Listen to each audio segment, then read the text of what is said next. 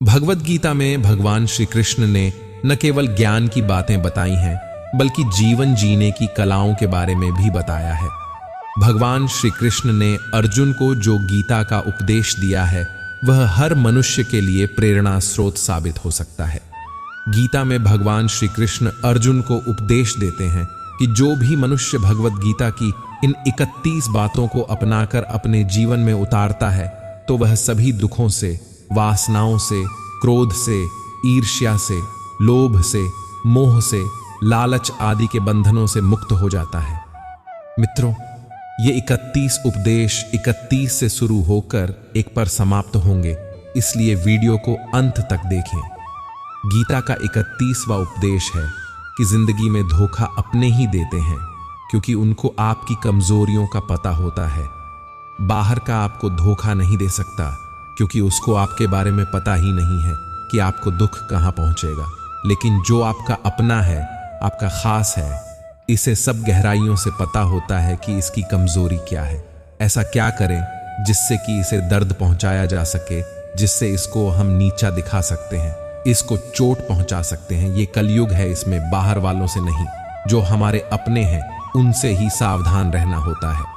महाभारत का युद्ध 2 अलग अलग राज्यों में नहीं हुआ था बल्कि एक ही परिवार के भाइयों में हुआ था। सभी आपस में एक ही वंश के लोग थे। कितनी बार दुर्योधन ने जहर देकर भीम को मारना चाहा, न जाने कितनी बार दुर्योधन ने पांडवों को जान से मारने की कोशिश की। उसका कोई पराया नहीं था बल्कि उसका भाई था। सारी लड़ाइयां घर के अंदर ही होती है, बाहर कौन लड़ेगा, घर में ही सारे झगड़े होते हैं। तो आपको चोट सिर्फ वही लोग पहुंचा सकते हैं जो आपके अपने हैं। आपको धोखा सिर्फ वही लोग दे सकते हैं जो आपके अपने हैं। दोस्तों, इससे पहले कि हम अगले उपदेश पर जाएं, अगर अभी तक आपने इस वीडियो से कुछ भी सीखा है तो कमेंट में जय श्री राधे कृष्णा अवश्य लिखें और वीडियो को लाइक करके चैनल को सब्सक्राइब जरूर करें। तो फिर चलिए आगे बढ़ते हैं। गीता का 30वां उपदेश है अश्वमेव भुक्तव्यम कृतम कर्म शुभाशुभम। इसका मतलब है कि आपने कोई भी कर्म किया हो उसका फल आपको जरूर भोगना पड़ेगा। अगर आपने अच्छे कर्म किए हैं तो वो जाने अनजाने में किसी मुश्किल वक्त पे आपको वो अच्छे कर्म उस मुश्किल वक्त से बचा ही लेंगे। अगर आपने गलत कर्म किए हैं, पाप किया है, तो उसकी सजा भी आपको जरूर मिलेगी। तो इंसान कितना ही छुप कर कर्म करे, चाहे वो कितना ही चालाकी से कर्म करे, लेकिन कहते हैं ना, उस परमात्मा के, ईश्वर के चारों तरफ कैमरे लगे हुए हैं। हमारे एक एक कर्म पर वो प्रकृति, वो परमात्मा अपनी दृष्टि बनाए रखते हैं। हमारे एक एक कदम का हिसाब होता है। इसे हम एक कहानी से समझाते हैं। एक गांव में 2 मित्र रहते थे। उन दोनों ने विचार किया, इस गांव में हम धन नहीं कमा पा रहे हैं। वो दोनों धन कमाने के लिए शहर चले गए। कुछ वर्ष वहां रहकर उन्होंने काफी धन कमाया। फिर सोचा कि अब हम अपने घर वापस चलते हैं और हमने अच्छा खासा धन कमा लिया है। उस समय पे यातायात की इतनी सुविधाएं नहीं होती थीं। वो अपने बैलों पर ही यात्रा कर रहे थे। चलते चलते मार्ग में रात हो गए तो उन्होंने विचार किया कि आज रात हम यहीं विश्राम करते हैं। एक मित्र ने कहा कि मैं यहां पर रहकर धन की रक्षा करता हूं, तुम बाजार जाकर भोजन की व्यवस्था कर लो। जब वो मित्र बाजार गया तो उसके मन में पाप आ गया।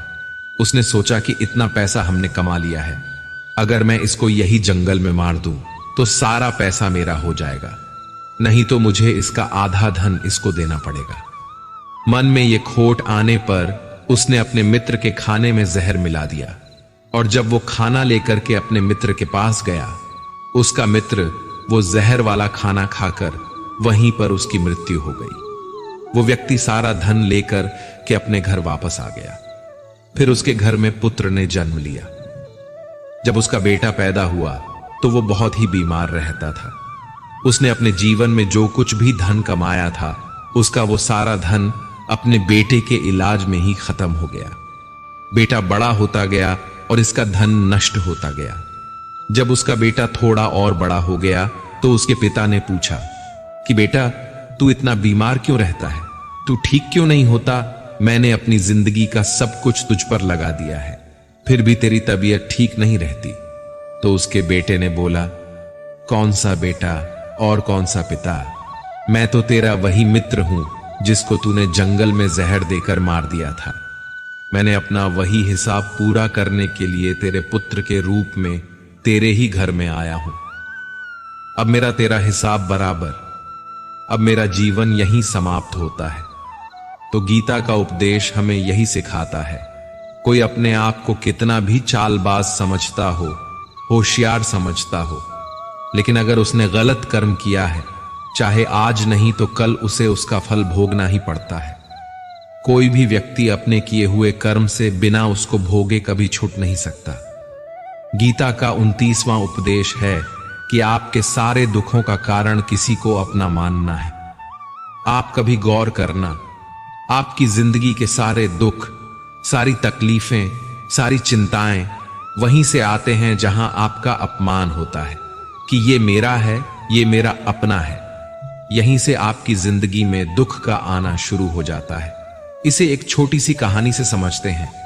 एक व्यक्ति के पास एक बहुत बड़ा महल था। उसने जिंदगी भर की सारी संपत्ति लगाकर उस महल को बनाया था। आसपास के शहरों के कई लोग उसके महल को देखने आते थे। कई बड़े बड़े सेठ उसके महल को खरीदने की कोशिश करते थे। इसलिए वो महल उसका अहंकार हो गया, उसके जीने की वजह था। उसका उस महल से बहुत लगाव था। एक दिन उसके महल में आग लग गई और वो कहीं बाजार गया हुआ था। जब वो घर लौट कर आया तो उसने देखा कि उसका महल तो आग में जल रहा है। अपने घर को आग में जलता हुआ देखकर उसे इतना दुख हुआ। उसने कहा, अगर ये महल नहीं रहेगा तो मैं भी जिंदा नहीं रहूंगा। अगर मेरा महल ही जलकर राख हो जाएगा तो मैं जी कर क्या करूंगा। वो भी उसी आग में छलांग लगाने की कोशिश करने लगा तो किसी दूसरे व्यक्ति ने उसे रोक लिया और कहा कि भाई, ये जो तुम्हारा महल है, इस महल को तुम्हारे कल बेटे ने किसी और को बेच आया है। जब उसे पता चला कि यह महल अब मेरा नहीं किसी और का हो चुका है तो उसकी सारी चिंता खत्म हो गई। जैसे और लोग उस जलते हुए महल को देखकर तमाशा देख रहे थे, वैसे ये भी खड़ा हो गया। इतने ही देर में उसका बेटा आया। वो अपने बेटे को देखकर बहुत खुश हुआ। उसे आशीर्वाद देने लगा कि तेरे जैसा बेटा तो बहुत भाग्य वाले माता पिता को मिलता है। तुमने तो मेरी जिंदगी बचा ही ली। आज इस घर में आग लग रही थी और तूने कल ही इसका सौदा कर दिया। वो अपने पिताजी से कहने लगा कि पिताजी, इस महल के सौदे के लिए बात तो करने गया था, पर सौदा कभी पक्का हुआ ही नहीं है। जब उसके पिता ने यह सुना कि अभी इस महल का सौदा हुआ ही नहीं है तो वो दोबारा से फूट फूट कर रोने लगा और अपनी छाती पीटने लगा। महल वही है, इंसान वही है, लेकिन जब महल मेरा है तब वो दुख भी देता है, खुशी भी देता है। लेकिन जब वो मेरा नहीं है, उससे मेरा कोई रिश्ता नहीं है, तो सारे दुख खत्म हो जाते हैं। ऐसे ही जिंदगी में जब किसी जगह, किसी इंसान को, किसी रिश्ते को, किसी काम को हम अपना मान लेते हैं, मेरा मान लेते हैं, वो वहीं से सारे दुखों की शुरुआत होती है, वहीं से हर तकलीफ की शुरुआत होती है। तो श्रीमद् भगवद गीता का ये 29वां उपदेश यही कहता है कि आप जैसे ही किसी को अपनी जिंदगी जीने की वजह मान लेते हो, इसके बिना तो मैं जी ही नहीं सकता, तो फिर वो चीज, वो इंसान, वो काम आपको बहुत दुख देता है। दोस्तों, इससे पहले कि हम 28वें उपदेश पर जाए, आपसे विनती है कि अगर आप इस वीडियो से कुछ भी सीख रहे हैं तो इस वीडियो को एक लाइक कर दीजिए और इस चैनल को सब्सक्राइब कर लीजिए। तो फिर चलिए आगे बढ़ते हैं। गीता का 28वां उपदेश है कि आज मैं जियो, हल्की चिंता करना छोड़ दो। जो भी व्यक्ति अपनी बीते हुए कल या अपने आने वाले कल में खोया हुआ रहता है, वो जिंदगी में कभी खुश नहीं रह सकता। आपको जिंदगी में खुशी सिर्फ और सिर्फ तब मिल सकती है जब आप वर्तमान में जी सके, आज के आनंद को जी सके। बीते हुए कल और आने वाले कल का कोई वास्तविक अस्तित्व नहीं होता। वो सिर्फ आपकी बुद्धि और आपके विचारों में होता है। उसे सिर्फ आप अपने मन के अंदर और बुद्धि के अंदर जीते हैं। उसकी कोई वास्तविकता इतनी नहीं होती। उसे सिर्फ आप अपने मन के अंदर और बुद्धि के अंदर जीते हैं। लेकिन जिससे आप वास्तविकता में जीते हैं वो आपका आज होता है। वो आपका चल रहा पल होता है। अगर आप अपने मन और बुद्धि को अपने भूतकाल और भविष्य काल में अटका कर रखेंगे तो याद रखना, आप कभी खुश नहीं रह पाएंगे। और अगर जिंदगी में खुश रहना चाहते हैं तो आज में और इसी पल में जीना सीखें। गीता का 27वां उपदेश है कि जो आपके साथ अधर्म करे, पाप करे, गलत करे, उसे दंड जरूर देना चाहिए। अगर आप उसे सहते हैं तो वो आपके साथ और गलत करता रहेगा। अगर आप उसे सहते हैं तो उसके पाप में आप भी भागीदार हो जाएंगे। अर्जुन श्री कृष्ण से कहने लगे कि जिनसे मैं युद्ध करने जा रहा हूं, ये सब मेरे भाई हैं, मेरे गुरुजन हैं। मैं इनके सामने कैसे हथियार उठाऊं, इनको कैसे मारूं? तो भगवान श्री कृष्ण ने अर्जुन से कहा कि जिन्हें तुम अपना मानते हो वो सभी अधर्मी है, वो पाप के पक्ष में खड़े हैं। और अगर तुम इनका वध नहीं करोगे, युद्ध नहीं करोगे, तो समाज में और भी पाप बढ़ जाएंगे। क्योंकि जब कोई ऐसे पापियों को नहीं रोकता है तो ये और भी ज्यादा पाप करते हैं।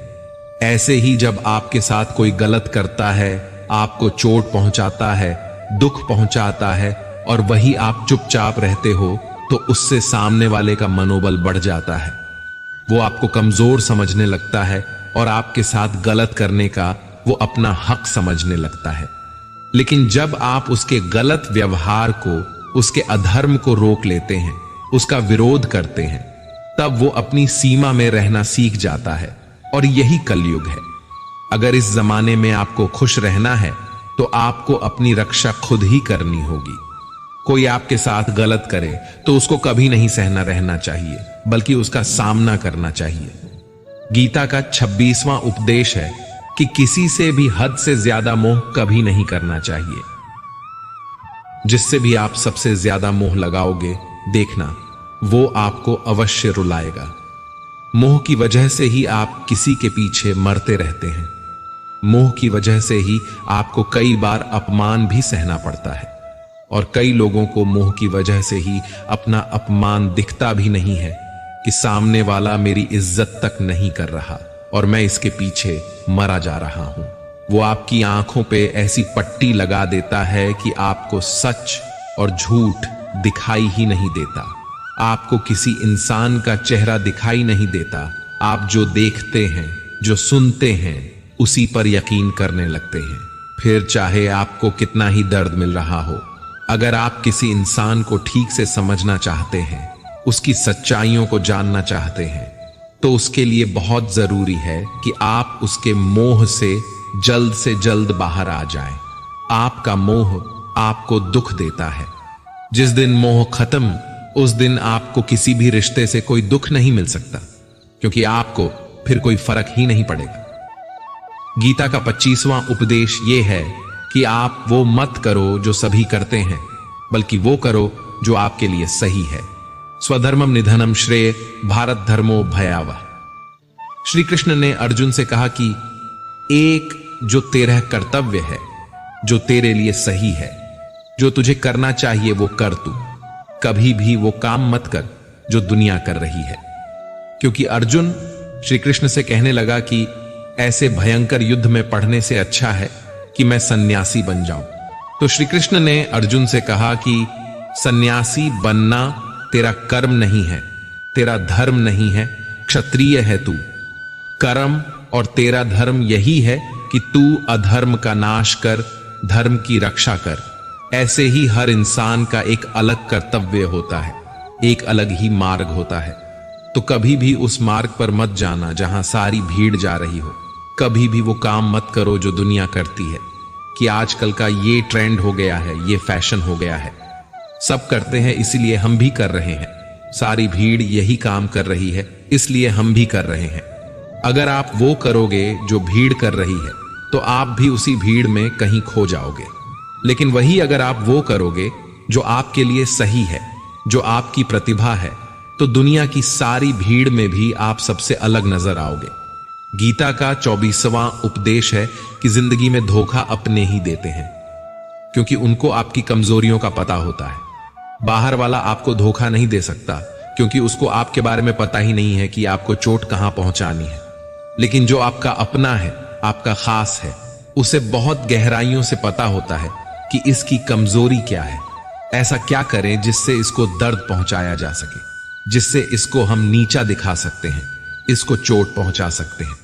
ये कलयुग है, इसमें बाहर वालों से नहीं, जो हमारे अपने हैं ना, उनसे ही सावधान रहना होता है। महाभारत का युद्ध दो अलग अलग राज्यों में नहीं हुआ था, बल्कि एक ही परिवार के भाइयों में हुआ था।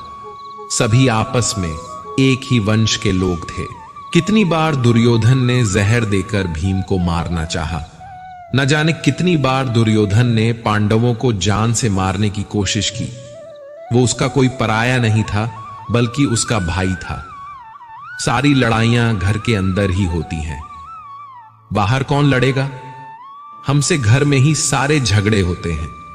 तो आपको चोट सिर्फ वही लोग पहुंचा सकते हैं जो आपके अपने हैं। आपको धोखा सिर्फ वही लोग दे सकते हैं जो आपके अपने हैं। गीता का 23वां उपदेश है, जो इंसान अपनी रक्षा खुद नहीं कर सकता, उसकी रक्षा भगवान भी नहीं कर सकते। श्री कृष्ण अर्जुन से कहते हैं कि तस्मात् सर्वेषु कालेषु माम नुस्मर युद्ध च, यानी कि हे अर्जुन, तू हर काल में मेरा स्मरण करते रहना और युद्ध भी करते रहना। तो अर्जुन ने श्री कृष्ण से पूछा कि ये युद्ध तो कुछ ही दिनों में समाप्त हो जाएगा, लेकिन आप कह रहे हैं कि तू हमेशा मेरा स्मरण करते रहना और युद्ध करते रहना। हमेशा युद्ध करने का क्या मतलब है? तो श्री कृष्ण ने अर्जुन से कहा कि ये जिंदगी ही रणभूमि है। इस जीवन में सुख दुख आते ही रहेंगे और तुझे उनका डट के मुकाबला करना है। श्री कृष्ण ने यह नहीं कहा कि तू चुप करके बैठ जाना और मैं लड़ाई करूंगा। बहुत गहराई है गीता के ज्ञान में। हमारे जीवन की डोर भी संभाल के ईश्वर बैठे हुए हैं, लेकिन युद्ध हमें ही करना है। ईश्वर को याद करना है कि हे ईश्वर, मुझे शक्ति देना, मुझे समझ देना, मुझे बुद्धि देना, ताकि मैं अपनी जिंदगी की सारी लड़ाइयां जीत सकूं, मैं जिंदगी में सही मार्ग पर चल सकूं। लेकिन आपको अपनी लड़ाई खुद ही लड़नी पड़ती है। जो लोग ये कहते हैं कि हम कुछ नहीं करेंगे, सभी ईश्वर करेंगे, तो कहते हैं कि आलसी इंसान को देखकर तो भगवान भी घबरा जाता है। ये कुछ नहीं करेगा। भगवान ने बुद्धि दी है, समझ दी है। ईश्वर आपको प्रेरणा देते हैं, शक्ति देते हैं, लेकिन आपको अपनी रक्षा स्वयं ही करनी पड़ेगी। गीता का 22वां उपदेश है कि कोई भी ऐसी गंदी आदत खुद को मत लगने देना जो आपकी जिंदगी को बर्बाद कर दे। कहीं ना कहीं महाभारत का यह युद्ध एक जुआ की आदत की वजह से ही शुरू हुआ था। सारा खेल वहीं से शुरू हुआ था। एक ऐसी जुआ की लत जहां युधिष्ठिर ने अपने भाइयों को दांव पर लगा दिया, अपनी पत्नी को दांव पर लगा दिया, ऐसा जितने का नशा की अपना सब कुछ गंवा दिया। ऐसे ही हम भी अपनी जिंदगी में जब कोई ऐसी गंदी आदत लगा देते हैं, चाहे वो कोई भी हो, चाहे वो नशे की हो, मोबाइल की हो, किसी इंसान की हो, कोई गलत काम करने की हो, कोई भी गलत आदत जो आपको बर्बाद कर सकती है, अगर आप उसको नहीं छोड़ेंगे तो आपका सब कुछ खत्म हो जाएगा। इससे पहले कि आपकी आदत आपको खत्म कर दे, आप अपनी गलत आदतों को खत्म कर दीजिए। गीता का 21वां उपदेश यह है कि आलसी इंसान कभी कुछ हासिल नहीं कर सकता। अधिकतर लोग सिर्फ योजनाएं ही बनाते रहते हैं कि मुझे बड़ा घर चाहिए, मुझे बड़ी गाड़ी चाहिए, मैं दुनिया घूमना चाहता हूं, मुझे ये चाहिए वो चाहिए। ये हर कोई सोच लेता है, लेकिन उस पे मेहनत करना, अपना कर्म करना वो नहीं करते। क्योंकि चाहना तो बहुत आसान है, लेकिन उसके लिए कर्म करते रहना वो बहुत मुश्किल है। हर कोई चाहता है कि मेरा शरीर फिट हो, लेकिन उसके लिए एक्सरसाइज करना वो आपको ही करना होगा। जो इंसान आलसी बन के बैठा रहता है तो उसे ना ही अच्छा शरीर मिलता है और ना ही अच्छा जीवन मिलता है। तो अगर जिंदगी में कुछ पाना चाहते हो तो आलस्य को अपनी जिंदगी से दूर कर देना। आलस्य के चलते ही आपको कुछ मिलने वाला तो नहीं, लेकिन जो आपके पास है ना, वो भी गवा दोगे। गीता का 20वां उपदेश यह है कि जिंदगी में अगर खुशी चाहते हो तो मन की गुलामी को त्याग कर दो। कई लोग कहते हैं कि हम करना तो बहुत कुछ चाहते हैं लेकिन कुछ कर ही नहीं पाते। पता भी सब कुछ है कि क्या करने से हमारी जिंदगी बेहतर हो सकती है, क्या चीज है जो हमको नुकसान पहुंचा रही है, लेकिन फिर भी कुछ कर नहीं पाते। समझते सब कुछ है लेकिन समझकर भी चाहकर भी कुछ कर ही नहीं पाते। वो इसलिए होता है क्योंकि आप अपने मन के गुलाम बन चुके हो। लोग तो अपनी जीभ का भी स्वाद तक नहीं छोड़ पाते। फिर कहते हैं कि हम पतले नहीं हो पाते, फिट नहीं हो पाते, सक्सेस नहीं मिल रही है क्योंकि जो आपको करना चाहिए आप वो करते ही नहीं हैं। आपका मन सब कुछ समझकर भी आपको वो करने ही नहीं देता। इसलिए जिंदगी में अगर आगे बढ़ना है तो अपने मन के अनुसार चलना छोड़ दो। जो आपके ये सही है वो ही आपको करना चाहिए। गीता का 19वां उपदेश ये है कि जो आपका है वो आपको मिल के ही रहेगा और जो नहीं मिला है उसके लिए रोना छोड़ दो। आप जिसके लिए जितना रोगे वो चीज आपसे उतना ही दूर चली जाएगी और जो चीज आपकी सच में है वो कहीं ना कहीं से आपके पास जरूर पहुंच जाएगी। इसलिए जो आपको जिंदगी में हासिल नहीं हो रहा है, हासिल नहीं हुआ है, उसका पछतावा करना, उसके लिए रोना आपको बिल्कुल बंद कर देना चाहिए। गीता का 18 उपदेश ये है, आप संसार में जितना प्रेम लगाओगे उतना ही जीवन में दुख और पीड़ा का अनुभव करोगे।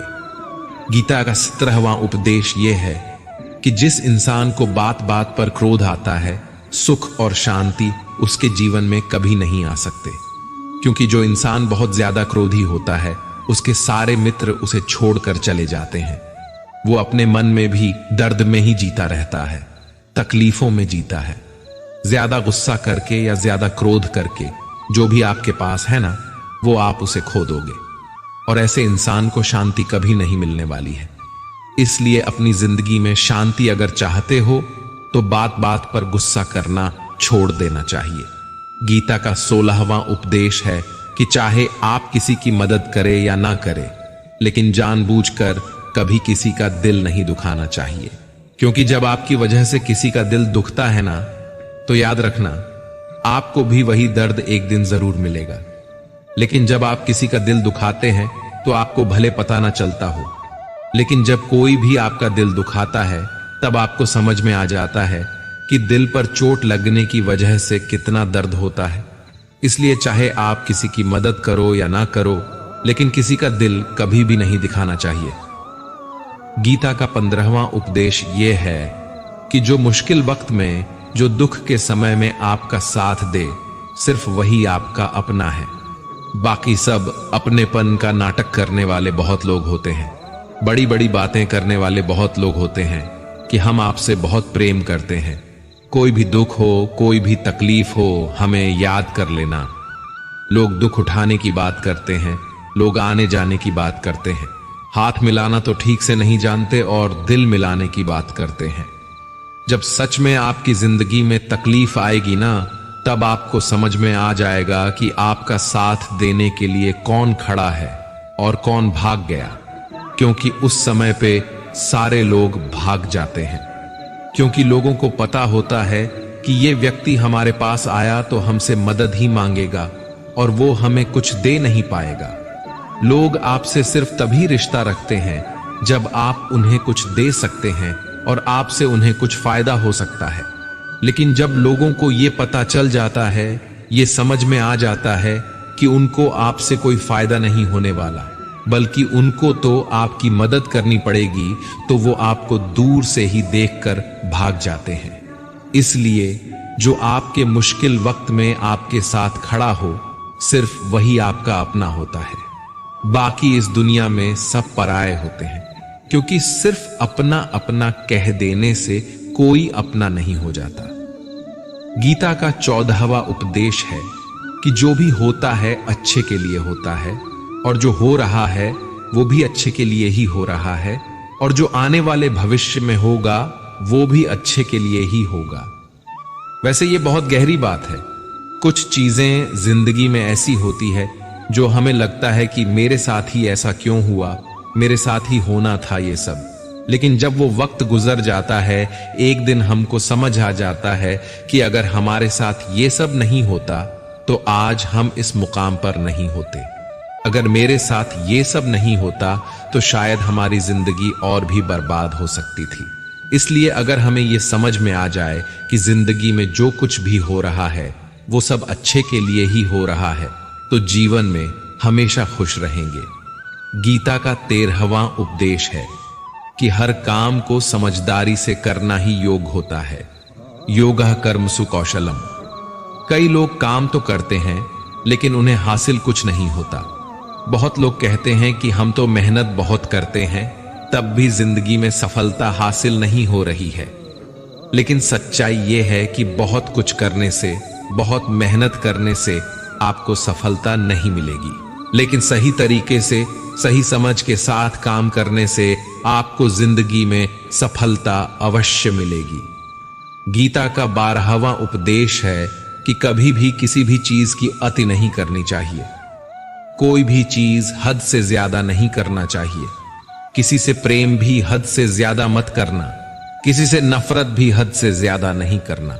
हद से ज्यादा मीठा भी खराब हो जाता है। हद से ज्यादा कड़वा भी खराब हो जाता है। हद से ज्यादा आराम भी आपको बीमार कर सकता है। हद से ज्यादा खाना भी आपको बीमार कर देगा। हद से ज्यादा भूखा रहना भी आपको नुकसान ही पहुंचाएगा। और हद से ज्यादा जागना भी आपको बहुत ज्यादा नुकसान पहुंचाएगा। इसलिए जीवन को संतुलन के साथ जीना चाहिए। जैसे ही आप संतुलन को खो देते हैं, वैसे ही आपके जीवन में कोई ना कोई छोटी या बड़ी दुर्घटना हो जाती है। गीता का 11वां उपदेश है कि जिसे आप सबसे ज्यादा महत्व दोगे, वो आपको कभी महत्व नहीं देंगे। आपने कभी गौर किया है कि आपका अपमान कौन लोग करते हैं कि आप जिसे सबसे ज्यादा, हद से ज्यादा महत्व देते हैं। दूसरों की इज्जत करना अच्छी बात है, पर दूसरों की अगर बहुत ज्यादा इज्जत करेंगे, उनकी नजर में आपकी इज्जत खत्म हो जाती है। इसलिए किसी को भी कभी भी अपना सब कुछ नहीं बनाना चाहिए कि तुम ही मेरे सब कुछ हो। जैसे ही आप किसी को अपना सब कुछ बना लेते हैं, तो आप उसके लिए कुछ भी नहीं रह जाते। इसलिए लोगों को इज्जत उतना ही देना चाहिए जितना वो हजम कर सके। हद से ज्यादा इज्जत देना आपकी ही बेइज्जती करवा सकता है। गीता का 10वां उपदेश है जिसके साथ सत्य और ईश्वर की शक्ति है। चाहे सारी दुनिया उसके खिलाफ ही क्यों ना हो जाए, लेकिन अंत में जीत उसी की होती है। श्रीमद् भगवद गीता में कुल 700 श्लोक है और 18 अध्याय है। गीता का आखिरी श्लोक है, यत्र योगेश्वरः कृष्णो यत्र पार्थो धनुर्धरः तत्र सिरिरः विजय और भूति विधवाणी फिर मतिर्मम। धृतराष्ट्र बार बार संजय से पूछता था कि बताओ, युद्ध में कौन जीत रहा है, कौन हार रहा है, क्योंकि उसे विश्वास था कि भीष्म पितामह मेरे पक्ष में है, गुरु द्रोणाचार्य मेरे पक्ष में है और यहां तक कि कर्ण भी मेरे पक्ष में है, तो भला हमें कौन हरा सकता है। लेकिन संजय ने धृतराष्ट्र को कहा कि जहां ईश्वर है वहीं पर सकते हैं और हमेशा वही जीत होती है। चाहे आपके पास कितनी भी शक्ति क्यों ना हो, लेकिन सत्य और ईश्वर जिसके लिए खड़े हो जाए, उसे दुनिया में कोई भी नहीं हरा सकता।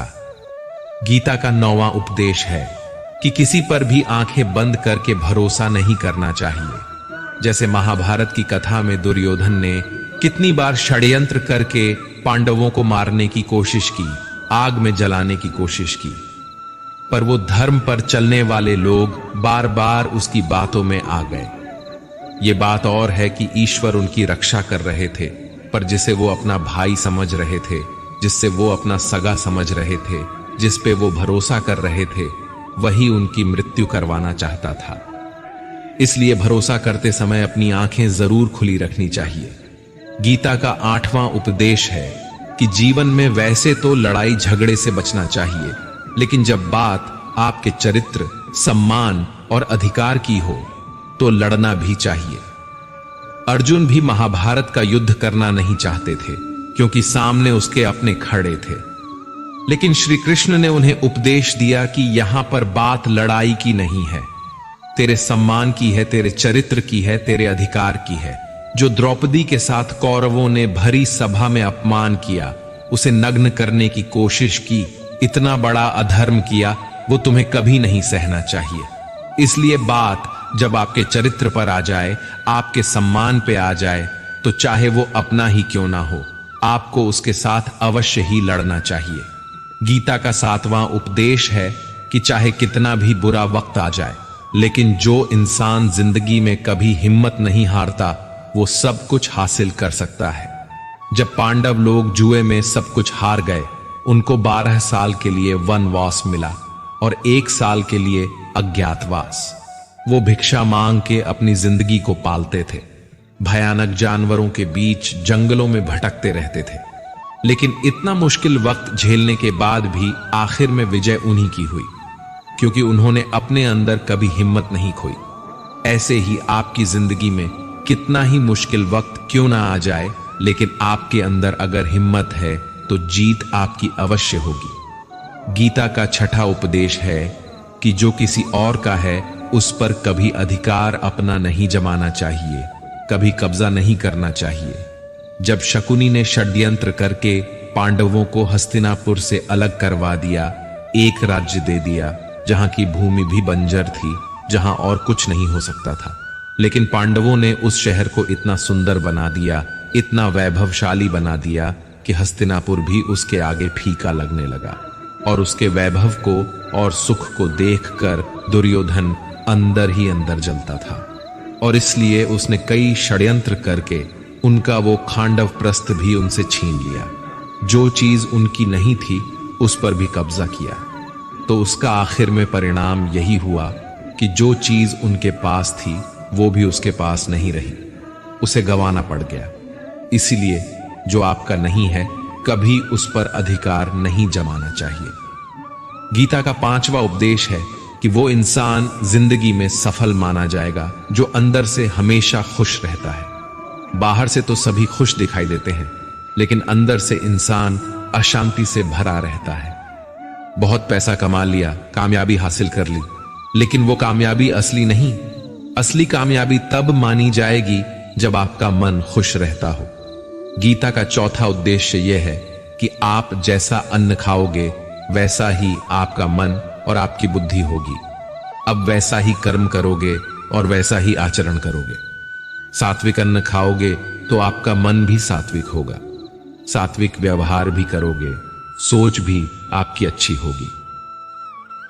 श्री कृष्ण ने भागवत गीता में सात्विक, राजसी और तामसी इन तीनों आहारों का विस्तार से वर्णन किया है कि क्या खाना चाहिए, क्या नहीं खाना चाहिए।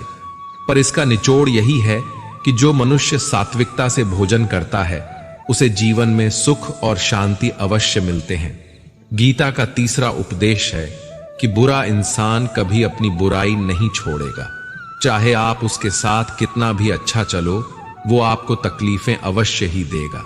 इसलिए जो जैसा है आप उसके साथ वैसा ही व्यवहार करें। बुरे इंसान के साथ आप कितना भी अच्छा बन जाओ, वो कभी अच्छा नहीं बनने वाला।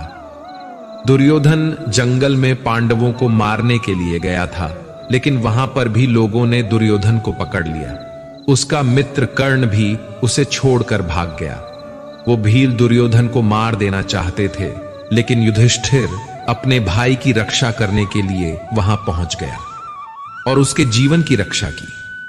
लेकिन उसके बाद क्या हुआ? वो हमेशा पांडवों को नुकसान ही करता रहा। इसलिए अगर कोई इंसान बुरा है, उसके साथ आप ज्यादा अच्छा बनने की कोशिश ना करो। जो जैसा है उसके साथ वैसा ही व्यवहार करो। गीता का 2रा उपदेश है कि मृत्यु से डरना व्यर्थ है। हर व्यक्ति के मन में मृत्यु का भय होता है। इस संसार का जब से निर्माण हुआ है तब से जन्म मृत्यु का चक्र चला आ रहा है। यह प्रकृति का नियम है।